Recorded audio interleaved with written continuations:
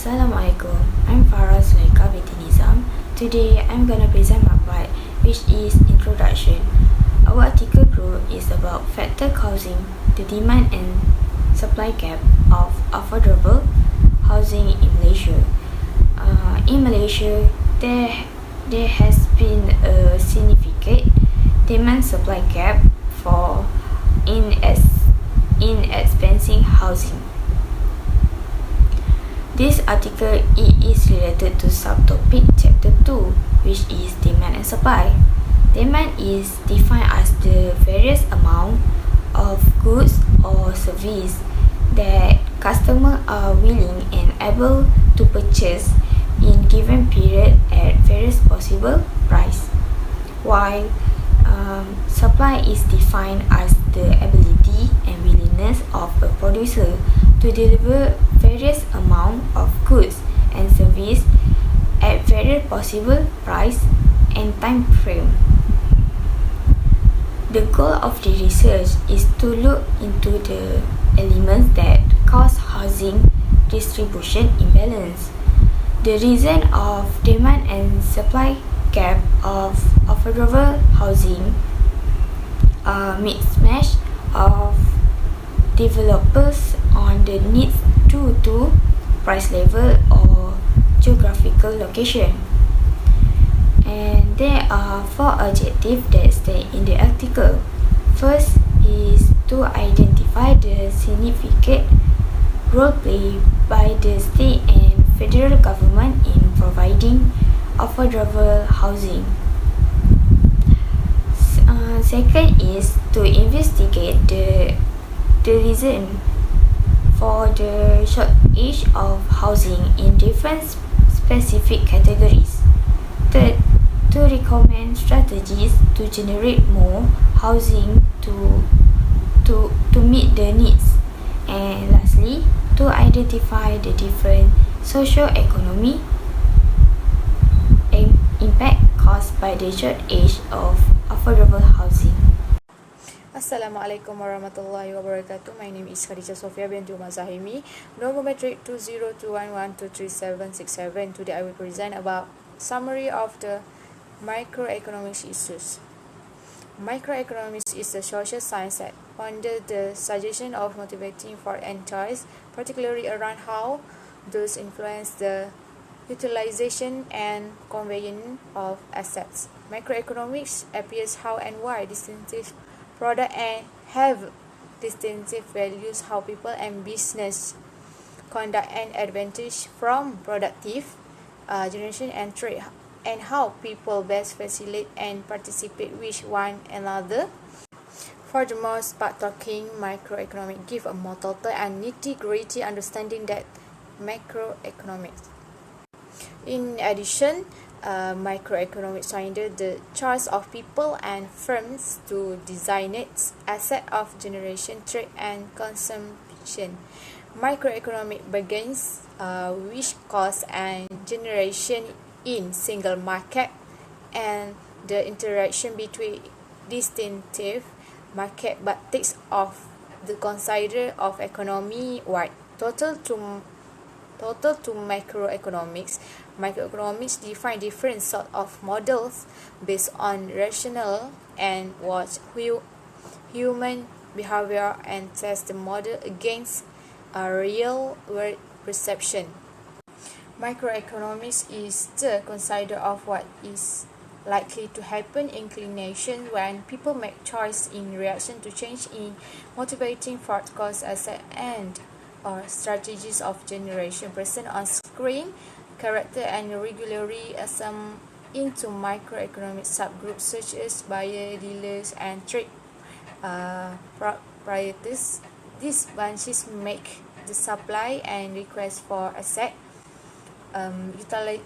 utilizing cash and integrates rate as estimating component for coordination. Besides, microeconomics can be connected in a positive or standardizing sense. Positive microeconomic portray finances behavior and clarifies what to anticipate in the event that certain conditions alter.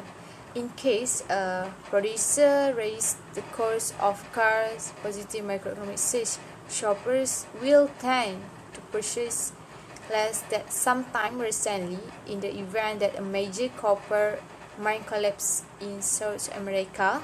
The cost of copper will tend of extent since supply in confined.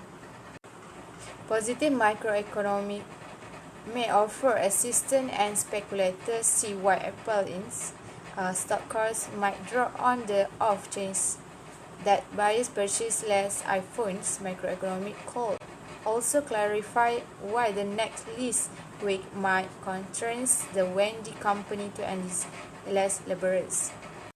This clarification conclusion as expectation of positive microeconomic can at that point to be connected normatively to endorse what individual, business and government ought to do in a range to the former's important or useful design of generation trade and utilization among advertised members. This expansion of the suggestion of microeconomic from what is to what have to be or what individual need to do more over requires a slight test the understood application of a few sort of moral or ethical hypothesis or standard which more often than not implies a few frame of utilitarian. Microeconomics considered generally has been performed agreeing to common harmony hypothesis created by Leon Walras in Component of Unadulterated Financial Matter and Fractional Harmony hypothesis presented by Alfred Marshall in Standards of Financial Matter. The Marshallian and Walrasian strategies drop beneath the bigger umbrella of neoclassical microeconomics. Neoclassical financial method centers on how shoppers and makers make a level-headed choice to maximize their financial well-being, subject to the limitation of how much salary and asset they have accessible. Neoclassical financial analysts make streamlining presumption almost market such as culminate information, unbound numbers of buyers and vendors, homogeneous products or inactive variable relationship in a range to both scientific models of financial behavior. These strategies endeavor to speak to human behavior in utilitarian numerical dialect which permit financial analysts to create numerically testable model of person market. Neoclassical accept in building quantifiable theory approximately financial allocations at that point utilizing observational proof to see which speculation would best.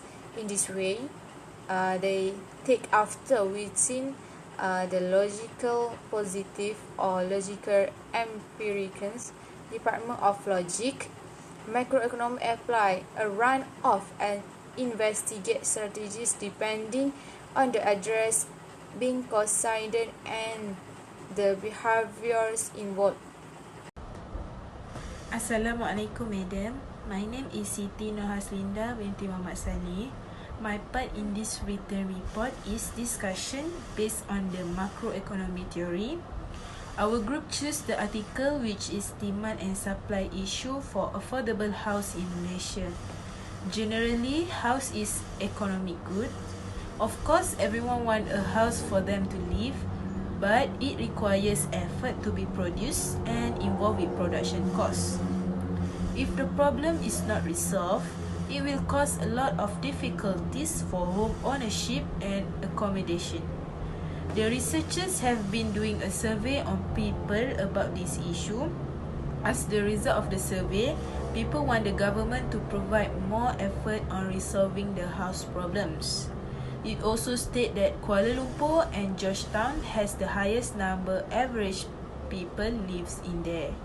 They also received many complaints from people said that house prices at both places are more than their income. So this become an issue for them as both places are currently the focus of the public. From this problem, we have discussed it and shown it through the supply and demand curve. So what is supply and demand curve means? It means to show the relationship of the price of the good and the quantity of the good. So the first one is supply curve. We think the government need to increase the number of supplier of the house construction because the increasing demand of house. This will cause the curve to shift to the rightward. And as for demand curve, let's say consumers' income increases and the number of house increase. Surely the graph will shift to the rightward, meaning increasing in demand. When the demanded house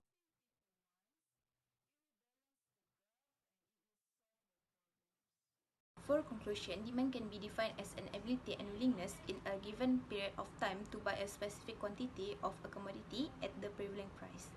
Besides the ability to pay for it, and demand for the commodity implies the desire to acquire its willingness.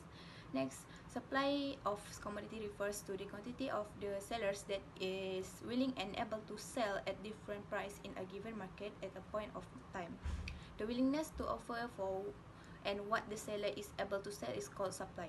The ability to offer for sale at a particular price during a given period and the amount of a particular commodity that a firm is willing to sell is the quantity supplied. Besides, production is an important economic activity which satisfies the wants and needs of people. The function of production is to bring out the resulting output and relationship between inputs needs. Lastly, we have examined that the basic of demand and supply is very useful in our daily life. Thank you.